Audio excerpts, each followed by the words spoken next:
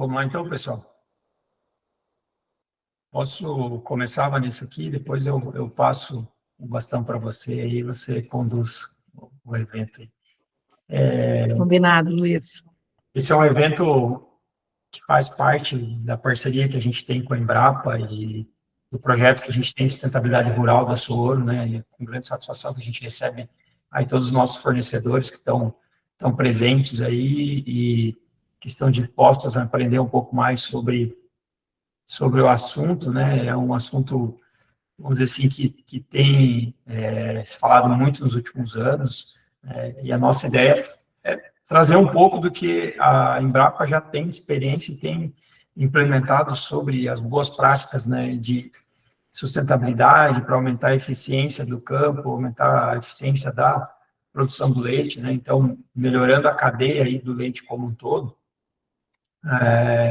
A ideia é que a Embrapa possa compartilhar todo esse conhecimento aí de pesquisa que eles têm, projetos que eles participam também, além do da Sooro, para que a gente possa disponibilizar esse tipo de informação também para os nossos fornecedores, né? A Sooro, ela fomenta esse crescimento da cadeia, está aqui presente para ajudar também os seus fornecedores, sempre tem diversos programas e parcerias, né, que trabalham não só com qualidade, mas meio ambiente e também entrando mais a fundo em sustentabilidade. Então, aproveitem muito aí esse evento.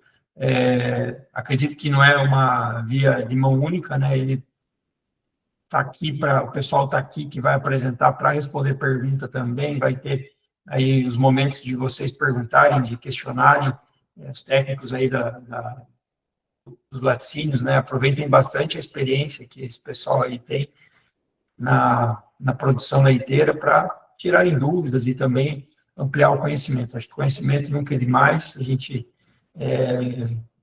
aproveita esses momentos aí para conseguir se atualizar e até conhecer um pouco mais o que a cadeia tem aí a oferecer de novo para a eficiência leiteira, né? Passo então para você, Vanessa, a gente vai começar com o Gustavo, né? Eu vi que o Gustavo já está aí, né? Se às vezes quiser falar um pouco sobre ele, apresentar ele, Vanessa, não o conheço, né? E aí passo a bola para você, então. Bom dia a todos. A gente está aqui hoje, né, reunido, como o Luiz falou, com o objetivo de compartilhar conhecimento, né, não só apresentar aqui informações, né, trocar experiências, prática. Acho que todos os que foram convidados, de alguma forma, estão ligados a esse projeto de forma indireta ou direta. E o objetivo é voltado para a produção de leite eficiente, né? Claro que, como consequência, a gente busca aí a redução de emissões de gás de efeito estufa e de pegada de carbono. Esse acordo de cooperação técnica, né, entre a Embrapa Gado de Leite e a Sooro, ele já está há um ano, mais ou menos, em andamento. Ele tem como objetivo principal contribuir com o desenvolvimento da produção de leite sustentável e de baixo carbono na região sul, que é a região de fornecedores da Sooro, né, onde estão os laticínios. Então, hoje a gente está aqui, é um dia mais do que especial, né, eu não sei se todos aí estão lembrando, mas hoje começa a COP30 em Belém, né, onde o foco é discutir as políticas de redução dos impactos das atividades humanas, né, no aquecimento global. Então, a gente vê o quanto as empresas, né, aí pensando a Sooro como uma empresa privada, puxando a temática aqui, né, na prática, no Brasil, e a Embrapa apoiando essas ações, né, então, completamente alinhado no movimento global, se a gente pensar um pouco fora daquilo que a gente está, do sistema de produção, que a gente está envolvido diretamente.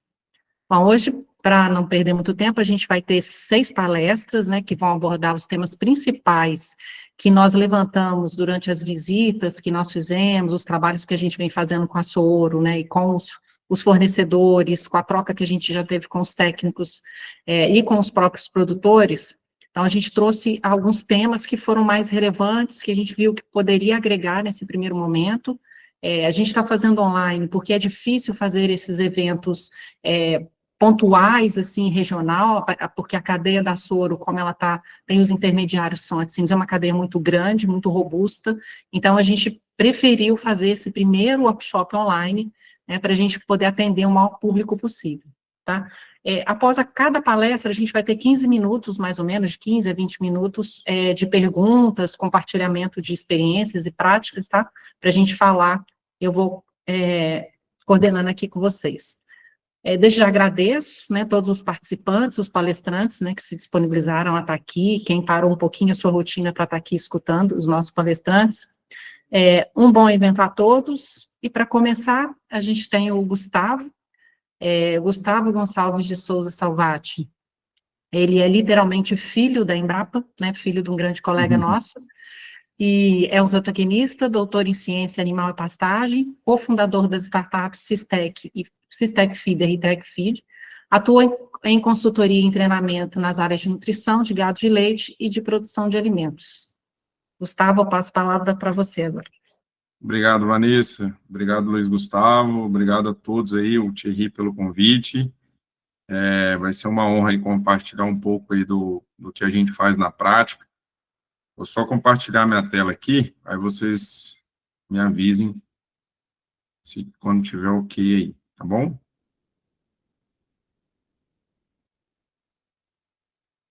Tá aparecendo aí para vocês? Sim. Ok. Então, vou começar aí, então, a falar um pouco aí sobre produção de silagem de milho, né, que é a principal tipo de silagem produzida no Brasil, nas fazendas de leite, e também alguns levantamentos aí a gente tem que a principal forragem utilizada também em confinamento de gado de corte. Como a Vanessa mencionou, né, eu sou formado em zootecnia pela Universidade Federal de Lavras, tive um período aí na Universidade de Wisconsin, por um ano aprofundando na parte de produção de silagem. Fiz meu mestrado em Lavras também e acabei vindo fazer o doutorado na Exalc, em Piracicaba, onde eu fundei a minha empresa, que é a Tracking Feed. Até convido a todos aí para acompanhar a gente no Instagram e no YouTube. Hoje a gente tem um podcast lá que a gente sempre traz pessoas para abordar diversos temas aí dentro da área de pecuária de corte e leite, um pouco mais voltado para nutrição, que é o nosso core aí principal, mas a gente também traz outros temas. A gente aborda muita nutrição aqui na ideia, desde o plantio até, desde a agricultura, né, até até a nutrição de precisão. E aí a gente sabe que tem muitas perdas, né, e uma parte dessas perdas está relacionada à produção de silagem. Um dos principais pontos que a gente bate em cima quando a gente começa um projeto em alguma fazenda que vai plantar milho para silagem é escolher bem o híbrido. Então, hoje a Exalc, junto com a Dakar Pesquisa Agrícola, eles têm um guia gratuito, basta só você entrar lá e se cadastrar, e eles fazem avaliações em 16 regiões do Brasil, com todo o critério científico para avaliar o híbrido para cada região. A gente sabe que existe uma interação muito entre a genética do híbrido e a região, latitude, altitude, fotoperíodo e outros fatores, né? Então, aqui, essa plataforma permite você escolher uma região que tem uma condição edafoclimática mais próxima da sua, e ela vai classificar os híbridos por produção de matéria seca por hectare. Então, você pode escolher primeiro item que a gente normalmente avalia a produção, né, claro. No segundo momento, a gente vê a sanidade, então é muito importante a sanidade da planta, a resistência à cigarrinha, a outras doenças. Então, aqui, eu sei que o painel aqui não está mostrando toda essa parte de sanidade, mas existem essas informações aqui, tá? E no terceiro momento, a gente vai olhar a qualidade. No que tange a qualidade, a gente vai entrar aqui em amido, né, teor de fibra, e aqui também cortou um pouquinho, mas digestibilidade de fibras. Tem 3 fatores aí que a gente busca em qualidade numa planta de milho, ter um amido, quanto maior, melhor, e, via de regra, né, essas variáveis, elas são inversamente proporcionais. O que é isso? Se eu aumento o amido, diminui o FDN. Então, se eu tiver mais amido, via de regra, eu vou ter menos FDN. E buscar uma digestibilidade dessa fibra, que a gente chama, aqui a análise que a gente faz no laboratório se chama fibra insolúvel em detergente neutro, FDN. Quanto melhor essa digestibilidade dessa fibra, mais permite eu aumentar a inclusão dessa forragem na dieta. sem ela limitar meu consumo de matéria seca pelo animal. Traduzindo, você consegue tirar concentrado e pôr mais forragem, sem prejudicar desempenho, desde que você atue nessa parte que é escolher um híbrido que tem uma digestibilidade de fibra melhor. Claro que a gente sabe que a variação nesse quesito de gestão de fibra, da parte genética, vamos dizer assim, ela é pequena, tá? É 2 a 4 pontos percentuais. Mas se eu tiver a possibilidade de escolher um híbrido que tem 4 pontos percentuais a mais de digestibilidade, já é um bom começo, ok? Então, essa plataforma é gratuita, você pode ir lá e avaliar o híbrido, escolher o local que você quer, escolha o local mais próximo da condição edafoclimática da sua região, você pode avaliar ele aqui em qualquer... Alguém perguntou alguma coisa?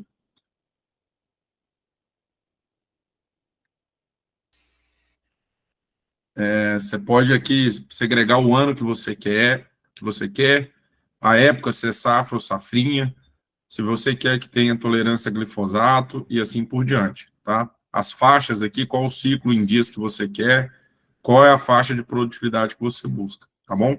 Então, para escolher um bom híbrido, eu queria deixar esses 3 pontos aqui. Primeiro, a produção por hectare.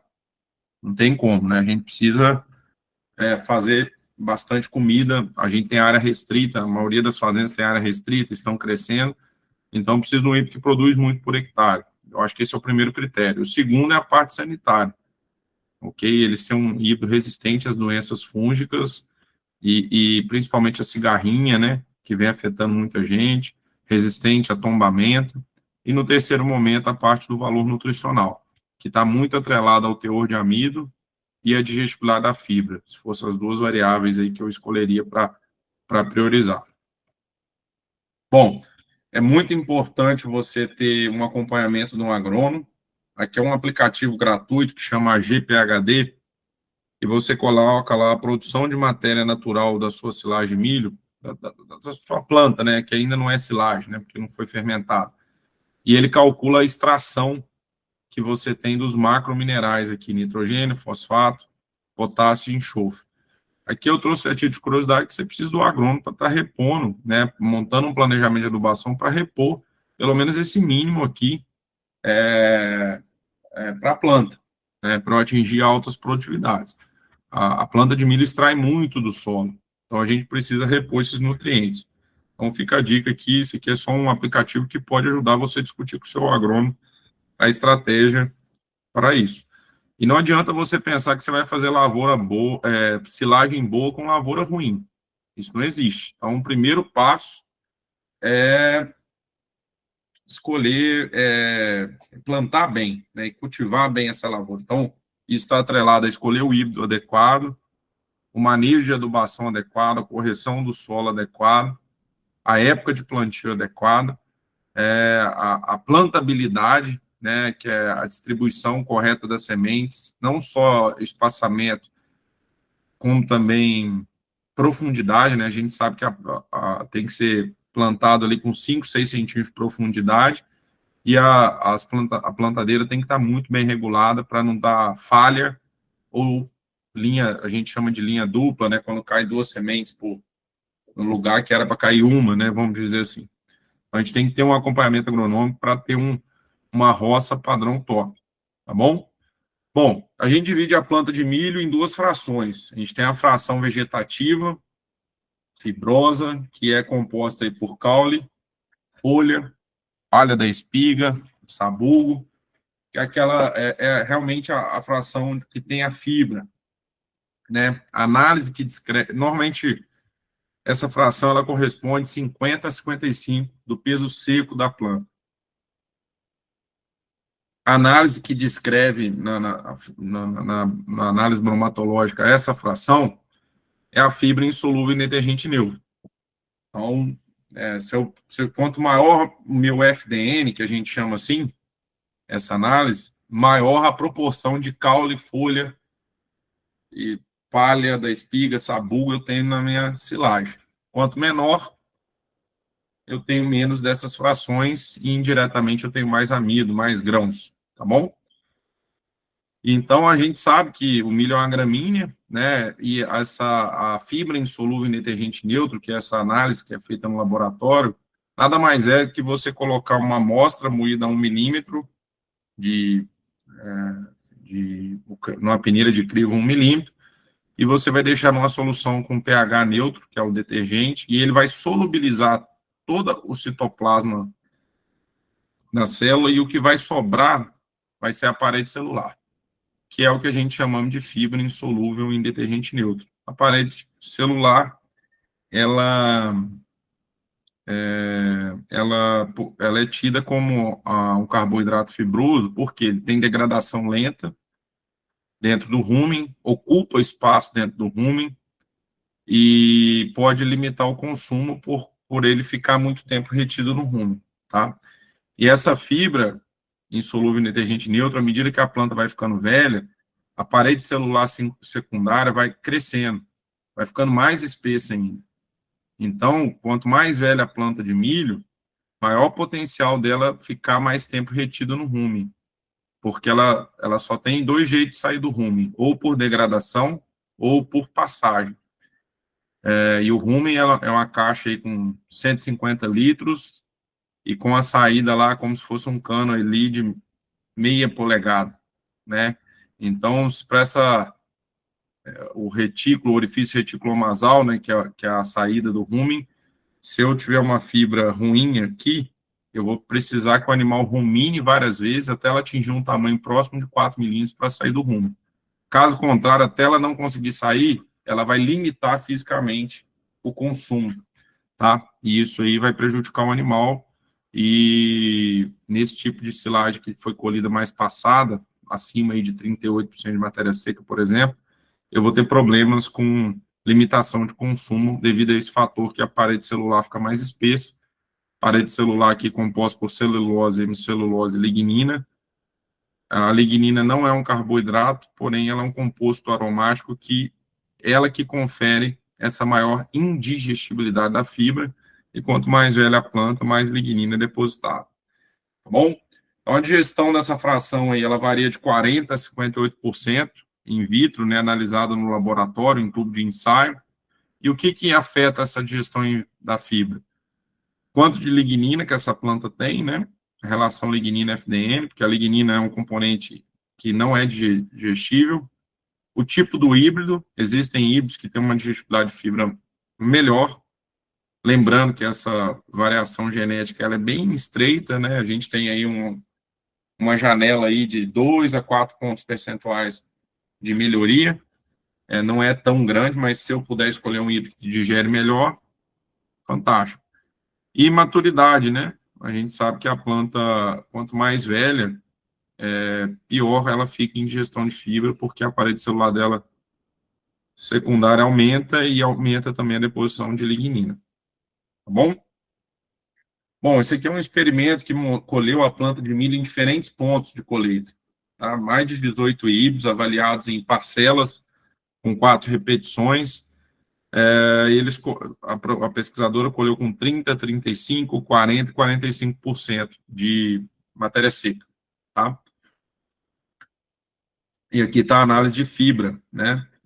E aí a gente percebe que a análise de fibra ela vai caindo a proporção de fibra da planta e depois volta a subir. Isso aí pode ser um pouco antagônico que eu mencionei, né? Que a planta de milho vai aumentando a parede celular. Mas o ponto aqui é que a planta de milho, por que esse efeito acontece? Porque concomitantemente, além dela estar crescendo a parede celular da fração fibrosa, ela está depositando amido, ok? E vamos supor que cada 10 gramas que a planta ganha por dia, nesse momento aqui, de 30% até 40% de matéria seca, desses 10 gramas que a planta ganha por dia, 6, 7 são amido, e só 3 é fibra. Então, na hora que eu coloco isso em proporção, o amido está diluindo essa concentração de fibra, tá bom? E essas duas análises, pessoal, elas são muito interligadas, FDN e amido, porque os demais nutrientes da planta de milho, eles são estritamente constantes.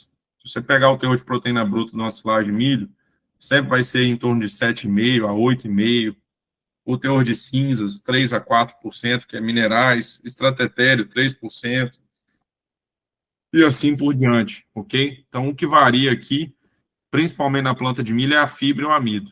Ou seja, para um subir, o outro tem que descer. Não existe, porque os demais nutrientes se mantêm constantes. Então, foi o que aconteceu aqui. 30% até 40%, a planta está enchendo os grãos, e apesar da planta estar ganhando parede celular, o ganho em amido é maior e sobrepõe o ganho em fibra. Mas na hora que a gente olha a digestibilidade, que é o tanto que somem do rumen por digestão, a gente vê que à medida que a planta vai ficando mais velha, a digestibilidade da planta cai. Tá? Por isso que a gente tem que buscar um ponto aqui que a gente consiga ter uma boa digestibilidade. Tá? Que a gente vai comentar mais adiante, que é em torno de 35% de matéria seca, se eu for colher com a colhedora automotriz. E 30% se eu for colher com a colhedora acoplada ao trator. Tá ok? Por quê? Se eu fosse só priorizar a digestão de fibra, eu ia colher com 30%. Tá? Só que a planta de milho não tem só fibra, ela tem amido. Então, para a colhedora de arrasto que não tem o dispositivo cracker, né, que é os rolos frisados para quebrar o grão, ela depende só da faca para quebrar o grão, eu começo a colher com 30%. Porque o grão está mais macio e tem mais chance dessa faca quebrar o grão. Agora, para a automotriz, que eu tenho o cracker, eu perco um pouquinho de digestão de fibra, mas vocês vão ver adiante, eu ganho em amido. E esse amido consegue ser quebrado pela colhedora, que esse é o outro ponto crucial. E aí, por isso que eu vou colher com 35, tá? Só adiantando um pouquinho a matemática aí da palestra. E esse efeito de cair a digestão de fibra acontece porque a parede celular secundária ela vai se espessando e vai tendo a deposição de lignina, que é esse componente aromático aí que é totalmente indigestivo. Tá bom? Então, tem vários experimentos na literatura mostrando aqui, ó, quando colheu a planta com 29% até 45% de matéria seca, a digestão da fibra cai bastante. Tá? Então, isso é bem consolidado na literatura. Um outro trato cultural que tem aumentado aí nas lavouras é a aplicação de fungicida. Então, tem um experimento do professor Michael Nilman, da Universidade de Guarapuava, que ele testou a aplicação aqui de fungicida, controle versus fungicida nas lavouras, e o primeiro resultado que ele observou foi redução da incidência de doenças fúngicas nas plantas. Ok? Então, o fungicida melhorou a sanidade das plantas, ele reduziu a área das folhas afetadas por cada uma dessas doenças fúngicas aqui, cercóspora, faeria, diplodia e assim por diante.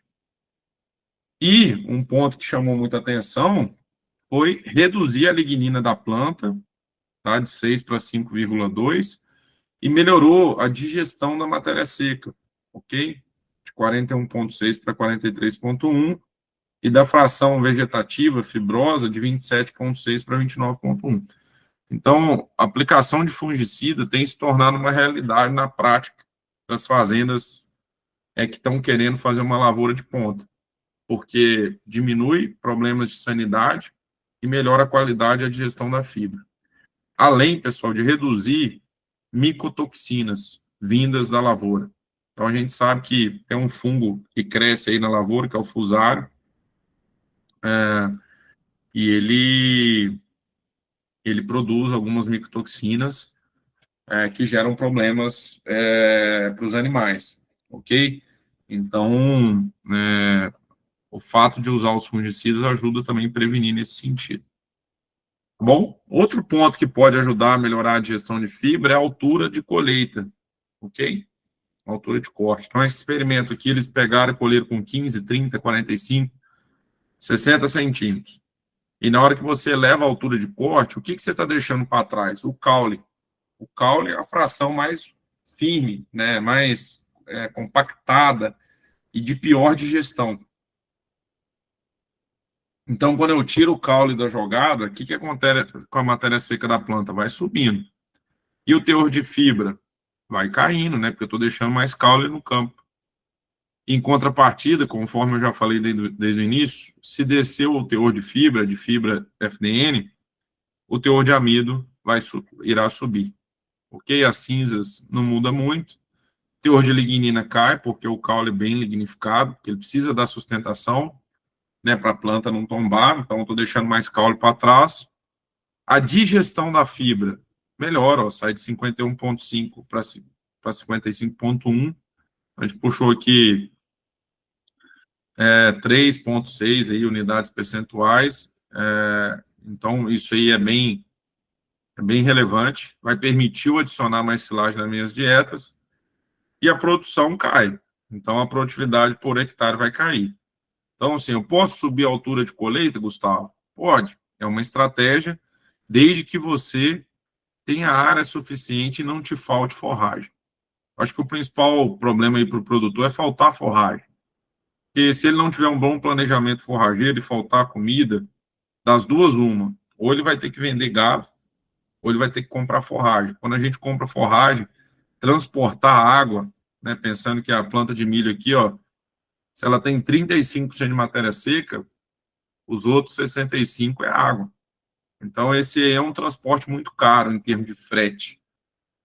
Então, essa decisão ela tem que ser tomada com muita cautela. Tudo bem? Mas em termos de qualidade é indiscutível, que é melhorado quando eu subo a altura de colheita. Bom, agora a gente tem a fração grãos, né? Que a fração grãos, ela corresponde a 40%, 45% do peso seco da planta. Ela tem um nutriente amido, né, no interior dos grãos. A análise de amido aí varia de 30% a 37% de amido.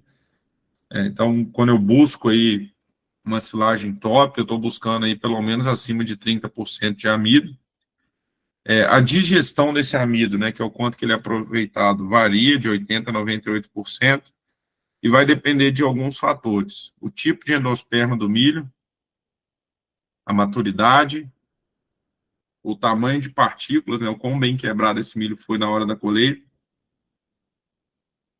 e o tempo de estocagem e alguns aditivos. Então, a gente vai tentar pontuar cada ponto, cada fator desse. Então, primeiro, o tipo de endosperma. O milho, ele é dividido aqui nessas frações, né? O germe, que é onde está o óleo, o pericarpo, que é a casca que envolve o grão, e o endosperma, que é onde está o amido. O endosperma ele pode ser farináceo ou vítreo. Farináceo é onde ele está com os grânulos de amido descompactados. E o vítreo é que ele está com os grânulos de amido condensados, né? Ele tem aqui, o que faz esses grânulos de amido estarem colados um no outro? É uma matriz proteica que junta todos eles, tá? É uma proteína aqui chamada zeína que faz essa aglutinação. Então, essa fração aqui, que ela tem a cor mais alaranjada, que é a fração vítrea, ela tem uma digestibilidade pior. E o milho brasileiro, ele tem alta proporção dessa fração, tá? Então, a vitreosidade, o que que ela é? A gente chega no laboratório, tira o germe com um bisturi, tira o pericarpo, aí só sobra o endosperma. Aí eu peso lá esse endosperma, vamos supor que deu 5 gramas, tá? E aí eu vou com um bisturi e raspo o que parece maisena, né, que é o farináceo. Eu consigo raspar ele com bisturi. E aí só sobra o vítreo. Eu peso esse vítreo. Suponhamos que dê 2,5 gramas. Eu vou pegar esses 2,5 gramas e dividir por 5, que é o total. Dá 50%. Isso é a vitrosidade. É a proporção do endosperma vítreo em relação ao total do endosperma. Tá? Então, o milho brasileiro ele é mais vítreo por uma série de fatores, principalmente com o milho do Brasil. Aqui no Brasil, a gente tem uma biodiversidade de pragas muito maior do que nos Estados Unidos, pragas e doenças. Então, o híbrido que tem um endosperma mais vítreo, ele acaba sendo resistente ao ataque de algumas pragas, principalmente pós-colheita, o caruncho. A maior parte do milho brasileiro é destinada à avicultura, então, para as aves, ela pode comer o grão inteiro, que ela não sai nada nas fezes, né, porque ela tem a moela. Então, esses são alguns fatores que impactam o Brasil não ter um trabalho de melhoria na digestão, no tipo de endosperma. E o ponto é que, à medida que o milho vai ficando mais velho, aqui a matéria seca do grão, a vitrosidade dele aumenta. Então, quando eu vou colher uma silagem passada, acima de 38% de matéria seca, eu tenho uma chance aí de eu conseguir processar menos o grão, porque ele está mais duro. Ele tem mais endosperma vítreo. E aqui a gente tem um exemplo, né, de 3 tipos de endosperma, quase 100% vítreo, que é o milho que é usado, por exemplo, para pipoca. O ideal é o milho 100% vítreo para pipoca, o 100% farináceo e o 50% de vitrosidade, tá? Aqui um experimento feito na Universidade de Lavras, que testou um milho que tinha 62,3% de vitrosidade contra um com 49,5%. E a diferença em leite aqui foi em torno de 1,2 litro de leite a mais. E melhor digestão do amido, menos amido sendo perdido nas fezes. Então, a gente tem um projeto de pesquisa aqui com a Exalc de classificar todos os milhos com relação à vitrosidade. Porque hoje o híbrido ele é classificado só pela presença do dente, que é aquela depressão que tem aqui na região de cima do grão, né, na região apical do grão. Então, só o fato de ter esse dente não indica que o milho é todo farináceo. Isso é uma crença errada, tá ok? As pessoas pensam que só o fato do milho ter essa depressão aqui, que é o que a gente chama de dente, quer dizer que o milho é todo farináceo. Isso não é verdade. Então, o sistema de classificar os híbridos hoje no Brasil é errado, que ele classifica em dentado, quando tem um dente, semidentado, quando ele tem um dente menor um pouquinho, e duro, que é o que não tem esse dente. Só isso não é suficiente para classificar os híbridos. O ideal é fazer essa análise mesmo de vitrosidade. Tudo bem? Aqui, mostrando, né, o efeito no eixo Y, a gente tem a digestão de digestibilidade in vitro do amido 7 horas, e no eixo X o tempo de estocagem. E o que a gente vê aqui? Que à medida que a planta fica estocada, melhora a qualidade da digestão do amido. Mas uma planta que colheu o grão na metade da linha do leite, que a gente vai discutir mais à frente, e uma que colheu na linha negra, né, que é quando a planta o grão chega na maturidade fisiológica, ele é bem seco, nunca o grão que foi colhido na linha negra vai alcançar a digestão do amido do milho que foi colhido no ponto certo. Tá? Então, esse é um ponto de acertar no ponto de colheita. Não dá para deixar passar. Por quê? Esse aqui de baixo é difícil quebrar esse grão, e mesmo depois de quebrado, ele tem maior vitrosidade, mais daquela matriz proteica que prejudica a digestão do amido. Tá bom? Outro ponto aqui é o tamanho de partículas do grão. Aqui a gente consegue agir mais do que a vitrosidade. A vitrosidade, ela é uma variável que depende do híbrido, né, e da maturidade. Agora, o tamanho de partículas do grão, eu posso monitorar durante a colheita. E por que eu tenho que quebrar o grão? Porque se o grão ficar intacto, pessoal, as bactérias do rumen não conseguem aderir ao pericarpo.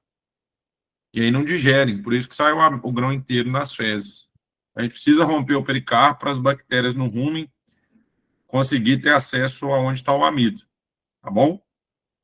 Então, a gente fez um experimento que a gente pegou, na época, lá na Universidade de Wisconsin, vários grãos inteiros de diferentes híbridos e incubou dentro do rumen de animais fistulados, de vacas fistuladas.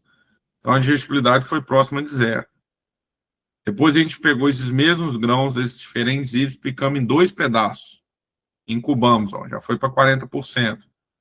Depois foi para 50%, quando eu quebrei em 4 pedaços. Quando eu quebrei em 8, já foi para 60 e poucos por cento. E aí em diante, os incrementos foram muito menores, né? Então, a gente chegou à conclusão que se eu conseguir quebrar em 8 pedaços, seria o top. E como avaliar isso? A gente tem uma peneira, que ela tem um crivo, é uma peneira metálica. Inclusive, a minha empresa comercializa essa peneira, que é a peneira de crivo 4,75 milímetros, que só o grão quebrado em 8 pedaços é passível de passar por ela. Tá ok? Então, a gente precisa monitorar isso. Se eu quiser um excelente processamento de grãos, eu tenho que quebrar pelo menos 8 pedaços. Se eu fizer um bom processamento, dentro do silo, depois que eu estocar, a digestão desse amido vai aumentando ao longo do tempo que ele fica armazenado. A gente tem um pico na melhoria da digestibilidade com 60 dias, e depois vamos tendo vamos tendo ganhos menores aqui ao longo do tempo. Então, aqui é um compilado de mais de 7 experimentos aqui, né, que mostraram esse efeito. À medida que estende o tempo de estocagem, melhora a digestibilidade do amido. Por quê? Você quebrou o pericarpo e o endosperma foi exposto. O pericarpo, aquela casca do milho, é a primeira barreira para digerir o amido. Você eliminou ela. E aí ficou o endosperma livre dentro do silo. E ele livre dentro do silo, conforme aqui nessa imagem de microscópio, as bactérias aqui elas começam a quebrar essa matriz proteica, fazer proteólise, que é o nome desse processo, que é a quebra da matriz proteica, e isso vira amônia. E na hora que as bactérias quebram essa matriz proteica, os grânulos de amido vão se descolando. E à medida que eles se descolam, aumenta a área superficial para ataque das enzimas bacterianas. E é isso que acontece. Por isso, quando eu substituo um silo antigo por um novo, que acabou de ser recém-colhido, está com pouco tempo de estocagem, cai a produção de leite. Da mesma forma, talvez, quando eu mudo de um silo novo para um silo mais velho, eu também aumento a produção de leite. Um dos fatores está relacionado a essa melhoria da digestão do amido. A gente pode chamar aí que toda silagem que tem amido, desde que bem processados os grãos, seja ela de milho ou de sorgo, ela é um alimento mutante, que sempre ele está melhorando paulatinamente a digestão do amido. Tá bom? Então, a gente tem um experimento que é meu de doutorado, que a gente publicou no Journal of Dairy Science, que a gente estudou a colhedora de arrasto, regulada para 6 milímetros de tamanho de corte, quanto a automotriz nos 6, 12 e 18 milímetros. Ok? Aqui a composição das silagens é a mesma, porque era a mesma lavoura, só mudou o jeito de processar essa lavoura. Então, era uma silagem aí com em torno de 33,5% a 34% de matéria seca, teor de FDN de 44%, e amido em torno aí de 32%. Tá bom? O que a gente teve diferença foi o processamento de grãos, que a gente mede com essa análise chamada KPS, que ela significa Kernel Processing Score, Índice de Processamento de Grãos. E ela mede a proporção do amido que passa pela peneira de 4,75, tá bom? Então, o amido é um nutriente que só tem no grão, então eu meço quantos por cento do amido que passou por essa peneira, que é a peneira que só o grão quebrado em 8 pedaços é passível de passar. Então, é uma medida indireta de quantos grãos, né, eu tenho quebrado aí pelo menos em 8 pedaços.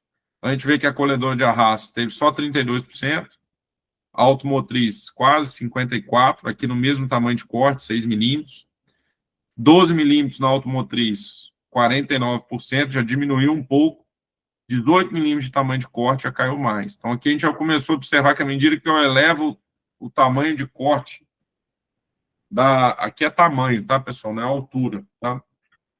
Eu caio o processamento de grãos. Isso é conhecido, porque à medida que a máquina colhe mais longo, as fibras, a velocidade de colheita dela é maior. Então, o grão passa mais rápido pelo cracker e quebra menos. E com fibras maiores, tem um efeito que é como se fosse um sanduíche, né? A fibra recobre o grão na hora que ele passa pelo cracker. Tá? Isso aí prejudica. Tudo bem?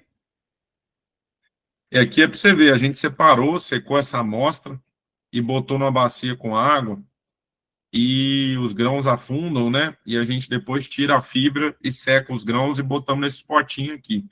Então dá para ver a fração grãos aqui da máquina que colhedora de arrasto. Dá para ver muitos grãos inteiros e a colhedora autopropelida, dá para ver que ela processou bem melhor, ok?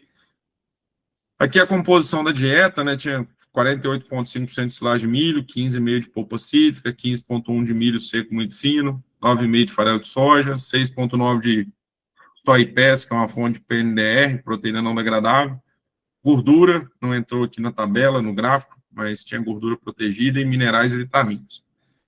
Não teve diferença em consumo entre os tratamentos, relembrando os tratamentos aqui, a colhedora de arrasto nos 6 milímetros, automotriz 6, 12 e 18 milímetros. Produção de leite, puxou 1,2 litro. Então, olha o impacto do processamento do grão aqui. Puxou 1,2 litro de leite. Isso aí, em 100 vacas, são 120 litros a mais. da mesma roça, que custou R$ 8.000 o hectare. Você pensa uma lavoura que custou R$ 8.000 o hectare, e só o fato de você ter colhido ela melhor gerou mais resultado. De 6 para 12 milímetros não teve diferença. E de 12 para 18 caiu a produção. E isso aqui foi um resultado interessante. O que isso aqui nos diz? Não é só colher com automotriz. Eu tenho que saber o ajuste melhor para a automotriz. Para essa lavoura aqui, o 12 milímetros, até 12 milímetros estava ok. A partir daqui já prejudicou o processamento de grãos e caiu o desempenho. Tá? Então, o ponto aqui que vale chamar a atenção são dois. Um, se eu processar meu grão, eu posso puxar um litro 200 de leite. E o segundo ponto, que se eu regular mal minha automotriz, eu posso cair a produção de leite. E a minha produção pode ser tão ruim quanto colher com a colhedora de arrasto. Então, por isso que cabe o monitoramento na hora da operação. Tá bom? Então, o que a gente faz de avaliação no dia da colheita? Tá? Depois dessa introdução. Primeiro é o ponto de colheita, definir qual a área que vai começar a colher. O ponto de colheita não é estático, ele depende aí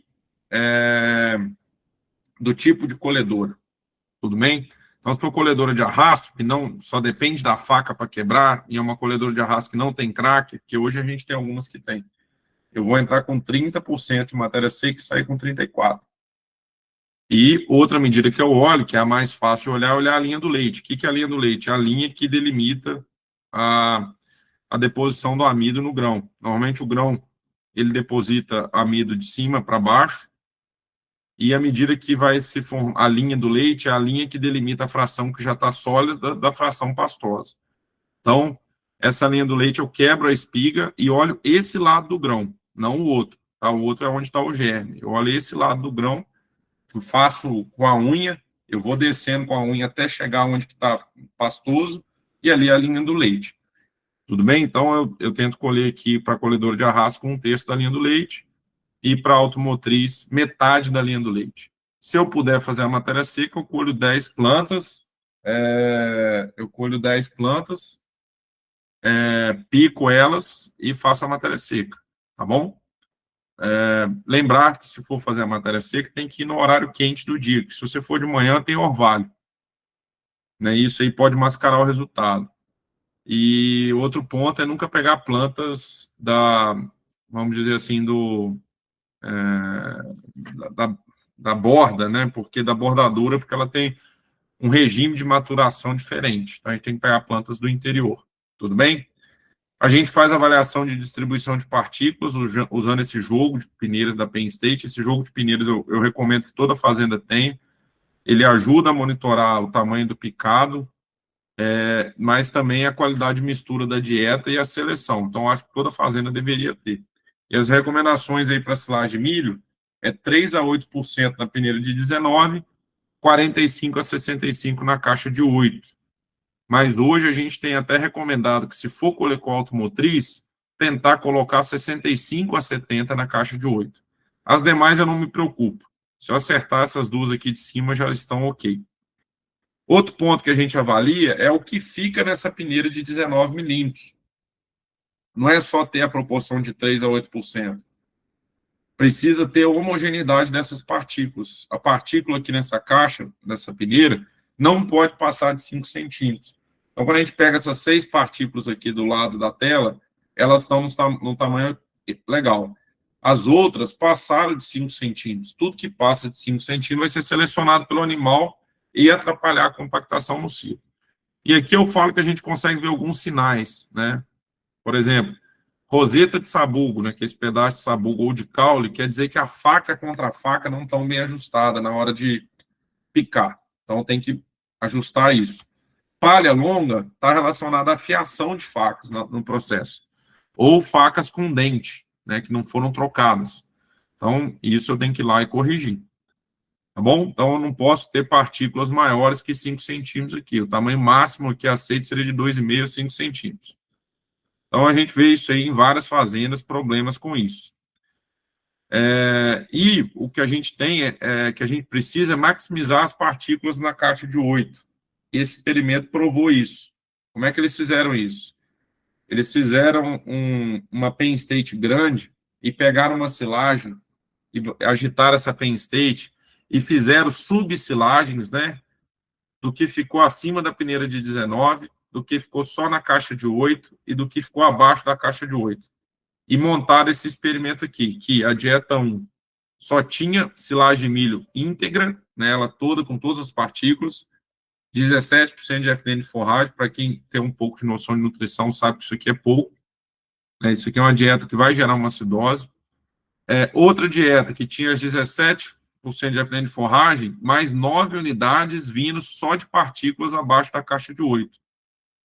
Tá bom? O terceiro tratamento, mesma silagem com íntegra, 17% de FDN de forragem vindo dela, e mais 9 unidades vindo só das partículas que ficam na caixa de 8. E no tratamento 4, a mesma coisa, só com as partículas acima de 19 milímetros. O que eles perceberam? Que o tempo de ruminação, mastigação, quanto que a vaca mastiga, movimenta o maxilar, foi aumentando à medida que ele foi pondo. Primeiro, quando ele pôs partículas abaixo de 8, depois partículas de 8. Na hora que botou as partículas acima de 19, caiu. Por quê? Porque aqui já começou a ter seleção.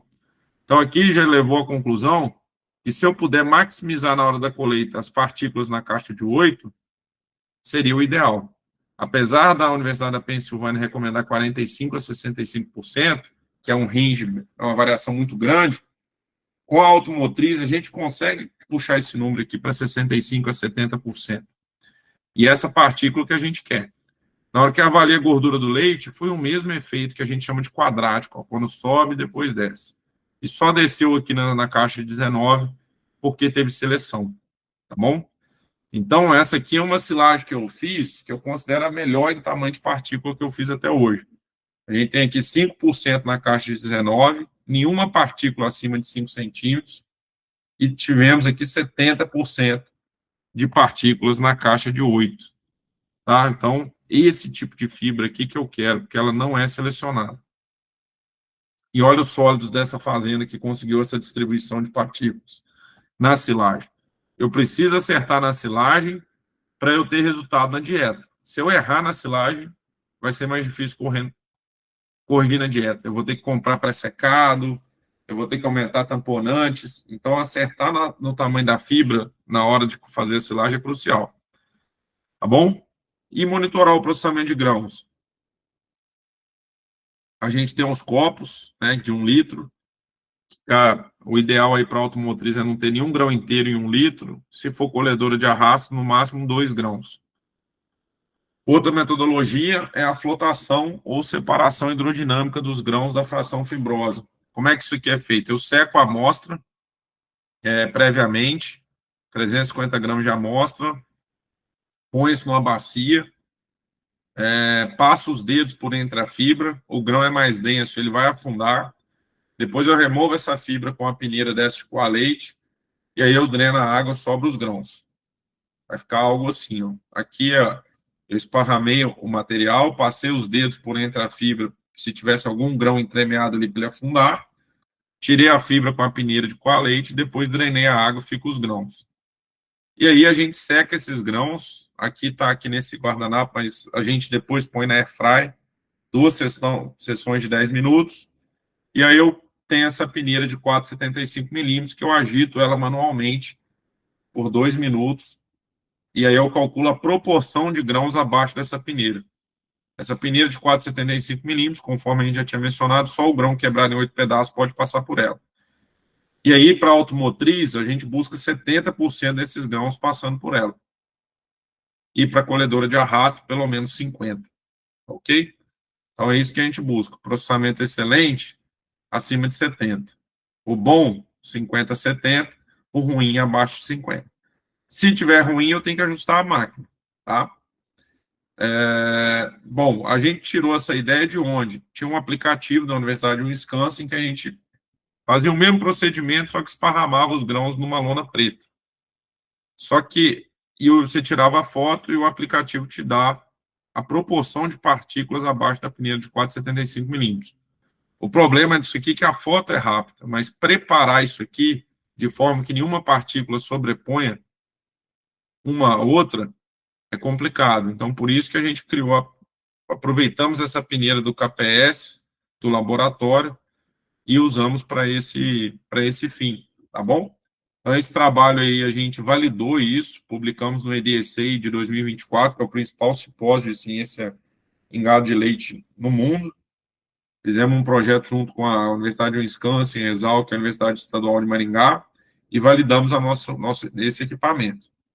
Se o processamento está ruim, aonde que eu vou na automotriz para regular? Aqui, ó, onde tem esse desenho dos 2 rolos aqui do crack, eu ponho 1 milímetro. Ou nessa máquina aqui, ó, 1 milímetro. Eu tenho que colocar e ficar junto com o operador para ele não voltar atrás. Esperar ele colher um caminhão e avaliar. Tá bom? E aqui é onde eu olho o tamanho de corte. É aqui nessa outra máquina é aqui. Então, aqui que eu regulo o tamanho de corte para mexer naquelas partículas da Penn State. E o cracker eu regulo para mexer na peneira de 4,75 milímetros para avaliar o processamento de grãos. Tá bom? Que outras máquinas, aqui é um display de uma crônica, é uma outra automotriz, outra marca de automotriz, aqui da New Holland, para você saber aonde que você deve olhar. E existe uma relação altíssima, pessoal. Esse aqui é um experimento que fez a relação entre o amido saindo nas fezes, que a gente chama de amido fecal, e o processamento de grãos. E à medida que eu aumento o processamento de grãos, melhora esse processamento de grãos, reduz o amido sendo perdido nas fezes. Por que disso? Porque a gente tem, às vezes, 5 quilos, 4 quilos de amido que vem da silagem de milho. E a maior parte do amido que sai nas fezes, normalmente é o da silagem, porque as outras fontes, por exemplo, milho seco moído fino, ele já é moído muito fino. A chance dele sair nas fezes é menor. Agora, do grão, da silagem, é maior. Então, quando eu melhoro o processamento do grão, reduz o amido fecal. Tá bom? Então, aqui é só uma comparação entre 2 rebanhos, um com 7% de amido nas fezes e outro com 2%. Quando a gente faz os cálculos aqui, o rebanho com mais amido fecal, ele está perdendo 7,3 toneladas por dia. Um rebanho aqui de 50 vacas, com produção de 30 litros. Cara, 7,3 toneladas é dinheiro. Tá? Fora a perda na produção. Essas vacas aqui com mais amido fecal, elas vão perder aí 1 litro de produção de leite. Então, você ainda tem que entrar na conta aqui, 50 vacas, põe 50 litros a menos por dia e multiplicar isso por 365 dias. Caminhando para o fim, pessoal, da apresentação minha, perdas na silagem, esse é outro ponto, né, crucial. A gente falou aqui de ponto de colheita, monitorar a picagem da fibra e processamento do grão. E as perdas? Né? Poxa, se eu colhi 100 toneladas, eu quero usar o mais próximo disso, eu quero que saia as mesmas 100 toneladas do meu silo. Só que existem perdas aí, na colheita, de 1 a 4%, que é aquela que o cara erra o caminhão e joga o material picado na lavoura. Tem a perda no silo, na hora do enchimento, que é por respiração, que à medida que você colhe a planta, ela continua respirando. Para pausar esse processo, você tem que compactar o silo e eliminar o oxigênio, que é o aceptor de elétrons da respiração. Então, tem que compactar mais. A fermentação gera alguma perda, transformar açúcar em ácido lático, a gente sabe que gera. E produção de efluente. No caso do capim, né, quando você colhe a planta com menos de 30% de matéria seca, ela produz chorume que sai pelo silo. Então, essa perda aqui, se eu tiver um bom manejo, é 5%, se for ruim, pode chegar a 21%. Por fim, a gente tem outra perda, que é na hora da abertura do silo, que é a deterioração no topo do silo, quando dá aquela camada preta. Então, quando a pessoa não usa uma lona boa, uma barreira de oxigênio também, que é uma tecnologia que tem que ser usada. E para cada 1 centímetro de preto que você tem ali, tem experimentos que mostram que aquilo ali equivaleria a 3 centímetros de material bom. Então, por exemplo, se você tem ali 50 centímetros de camada preta, vamos pôr 30 centímetros de camada preta, na verdade você perdeu 90 centímetros de material bom. E aí dá para você fazer o cálculo considerando a largura do seu silo versus vezes 90 centímetros, que é o que perdeu, e vezes o comprimento do silo, 50 metros, se você fizer os cálculos aí, você vai ver o quanto que você perdeu em metros cúbicos. E aí você pode multiplicar por uma densidade aí de 450 quilos por metro cúbico, que você vai saber o tamanho dessa perda.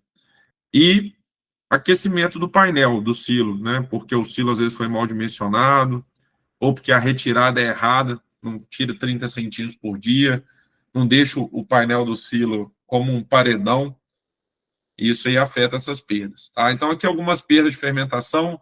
O primeiro grupo de bactéria que cresce é a enterobactéria, ela pega duas glicoses, converte em 2 lactatos em um acetato. Esse é o primeiro grupo de bactéria que vai pegar e fermentar o açúcar e tirar o oxigênio residual. Depois que você vedou o silo, né? Ainda fica um oxigênio residual, e essa bactéria é responsável de dar o primeiro tombo no pH, né? De 7, 6,5 para 5, tá bom? Só que eu não quero que ela sobreviva muito. Eu quero que ela faça essa função dela de cair o pH inicial e já comece as bactérias acidoláticas, que é a que realmente que eu quero que cresça. Por quê? Porque essa bactéria ela gera perdas aqui de 17% na sua fermentação e 11,1% de energia. E aí, o que faz essa bactéria ficar muito tempo ali sobrevivendo? Eu não ter compactado bem meu silo e, por algum motivo, ter um furo na lona ou a vedação não foi bem feita e está passando oxigênio, tá bom?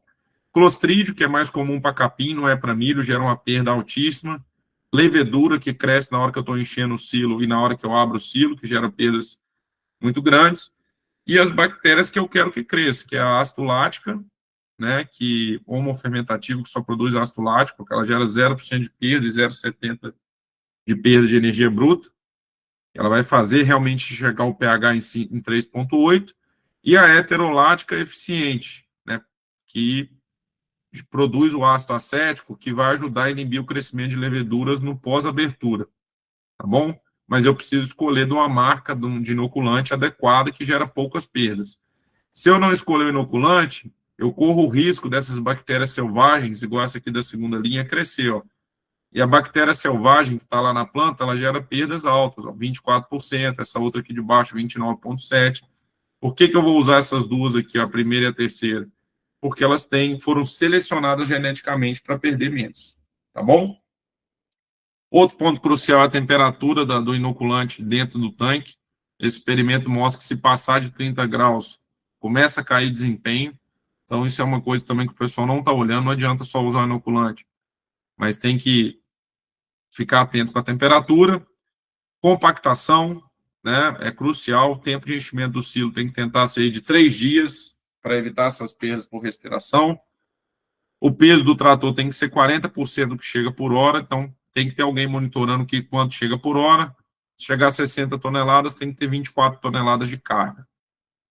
Faixas aí de 30 centímetros e tempo de compactação 10% maior do que o de colheita. Então, se for 10 horas de colheita, tem que ser 11 horas de compactação. Encher em rampa o silo, porque isso aumenta a compactação.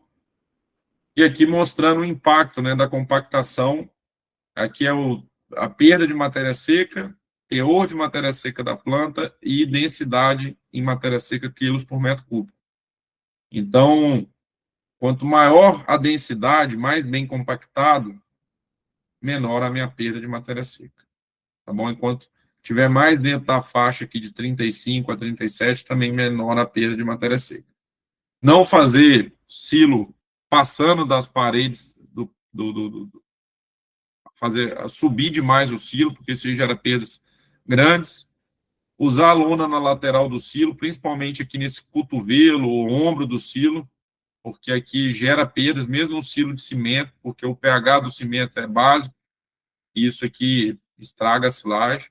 Então tem que botar essas lonas nas laterais, pode ser lonas de reuso, e evitar essa camada preta. E para isso a gente tem que usar a barreira de oxigênio, né, que é uma barreira que não passa oxigênio, põe ela e depois vem com a dupla face de boa qualidade por cima. Tá? Essa dupla face, que é a que fica com a parte branca para cima, né? Ela tem que ser altamente resistente a rasgo e furo, baixa permeabilidade a oxigênio e tem que ter proteção contra raio UV, né, ultravioleta, acima de 18 meses. E aqui só mostrando, né, o efeito da perda de matéria seca com a densidade e a fatia de corte. Então, esse gráfico mostra que, independente da fatia de corte, quanto mais denso o meu silo, menor a perda. E No caso da silagem de milho, que gira aqui de 700 a 800 quilos, 600 a 700 quilos de densidade por quilos por metro cúbico, o ideal seria tirar 30 centímetros por dia. Se eu ir aumentando diminuindo a minha fatia de corte, eu aumento as perdas de matéria seca. O jeito certo de tirar a silagem, né, tem que ser de baixo para cima, não de cima para baixo e não de baixo para cima, porque de baixo para cima afofa a silagem. E esse seria o painel ideal, né, tanto aqui de um milho reidratado, quanto de uma silagem de milho planta inteira, né, tem que ficar retinho, tirar os 30 centímetros por dia e nunca abrir aqui em cima a lona mais do que você vai usar no outro dia, porque senão vai entrando oxigênio para dentro. E botar bastante pneu cortado, para evitar que o ar percole afora pelo silo. Tá bom, pessoal? Então, agradeço aí pela atenção. Eu comento aqui, sempre tem uma frase que silagem é uma semana que define o seu ano. Então, nessa semana, todos os processos têm que estar sendo monitorados. Convido vocês a seguirem a gente lá no nosso canal do YouTube. Aqui não está atualizado, nós estamos quase já 3 mil seguidores. Já gravamos sobre micotoxinas, sobre manejo e nutrição de bezerras leiteiras, e outros temas. Eu acho que em breve também a gente tem uma ideia aí a gente grava aqui em Piracicaba, mas de gravar aí em Juiz de Fora também, com o pessoal da Embrapa, com o pessoal da UFV. Estava até conversando isso com o meu sócio, que a gente precisava ir aí também para ir botando mais conhecimento. Então, já estamos com 20 episódios. E a gente também tem as nossas redes sociais, o Instagram, aqui também não está atualizado, mas a gente já está com quase 25 mil seguidores. Temos 2 e-books, um para produzir silagem de milho e outro para produzir silagem de grãos. E vendemos também essa peneira para avaliar processamento de grãos e essa sonda para avaliar a densidade. Tá bom? E temos também um treinamento completo para quem tiver interesse. Até coloquei um QR Code aqui com a promoção especial, um valor promocional, que é um treinamento que a gente aborda tudo isso aqui que eu falei em maior profundidade. O meu sócio falando mais da parte da agricultura e eu falando mais da parte da confecção da silagem. Não só silagem de milho, como de sorgo, capim e outras culturas. Tá bom? Eu encerro aqui minha participação e fico no aguardo aí das perguntas. Obrigado aí pela atenção. Gustavo, muito obrigada pela apresentação. Acho que foi muito conhecimento, né? O tempo foi muito bem aproveitado. Quando a gente fala de eficiência na produção de leite, acho que começa por aí, né? Ser eficiente na produção de alimentos, não é produzir mais, é produzir melhor. Gente, então vou abrir para perguntas, comentários. Vou só parar o compartilhamento aqui. Quem quiser falar, pode levantar a mão. Tem... Alguma dúvida aí, pessoal?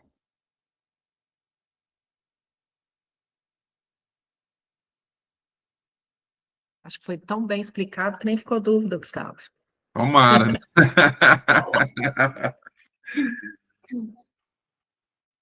Bom demais. Quem tiver alguma eventual dúvida, pessoal, pode entrar em contato direto lá pelo Instagram, que a gente responde. E agradeço aí o Thierry, a Vanessa, o Luiz pelo convite aí. Foi uma honra aí participar com vocês nessa manhã. E estamos aí, estamos à disposição. A ideia da minha empresa é compartilhar conhecimento, unir aí o que a gente aprendeu na academia e refinar isso com a aplicação na prática, que eu acho que é o grande aprendizado que eu tenho aí nos últimos 5 anos. Vamos lá, Edson, pode perguntar. Bom dia, tudo bem? Tudo jóia. Esse material aí que você explanou para nós aí, vai ficar disponível ou não? Ué, eu posso mandar o PDF para o Thierry e ele encaminhar para vocês aí. Eu não tenho um contato direto de vocês, mas ele pode encaminhar para vocês, tá bom? Beleza, então. Muito obrigado. Parabéns pela palestra. Valeu, obrigado, Edson. Depois eu te mando aí no WhatsApp, tá bom, Thierry? Certo, Gustavo. Valeu. Beleza, então, agradeço aí vocês. Eu tenho um compromisso agora na sequência. Quem tiver interesse aí, só mandar mensagem aí pelo Instagram e a gente está à disposição, tá bom? Fiquem com Deus aí. Um abraço e bom evento. Muito obrigada, Gustavo. Valeu, tchau, tchau.